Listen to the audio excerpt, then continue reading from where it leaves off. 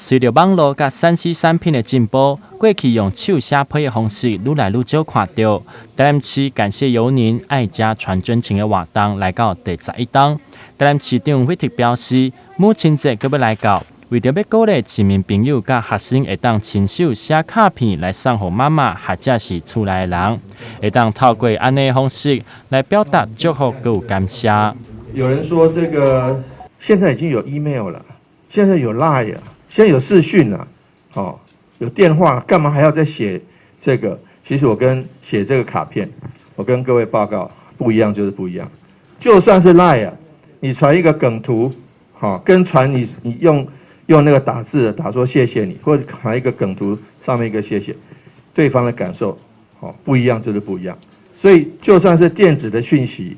或者是你传一段声音，那种感受不一样。那你亲手所写的卡片，跟印好的卡片你签个名还是不一样。所以呢，我想这个就是我们我们感谢有你爱家传真的这个用意。因此呢，我想说非常感谢我们台南邮局协助我们一起来配合我们这样子的一个活动，也期待透过小朋友，还有大朋友，还有包括家长跟老师，或者是小朋友跟老师，或者是小朋友对家长所表达的一个情谊，其实在这个疫情期间，我们能够这个再找到一回到我们过去的日子的那种感觉其实是很不容易的我相信在这一波疫情过后，还有这个整个乌俄战争过后，其实整个世界的风貌不一样，台湾也会不一样。经过了可能几十万人或上百万人的染疫，然后慢慢降低，然后社会恢复平静，这样子的一个情形，在跟疫情之前一定是不一样的啦。所以我希望说也期待透过这样子的一个写卡片的一个活动，能够再次找回初心，找回我们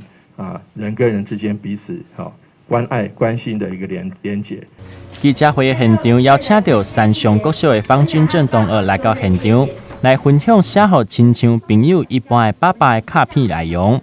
方爸爸嘛带着方妈妈，还有方同学阿兄做伙来到记者会的现场。方爸爸伫咧知影有卡片书写的活动的时阵，嘛主动写卡片来感谢疫情期间辛苦规划是心教的教育部同仁甲老师。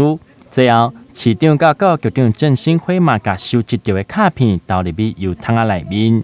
台南新闻刘品言采访报道。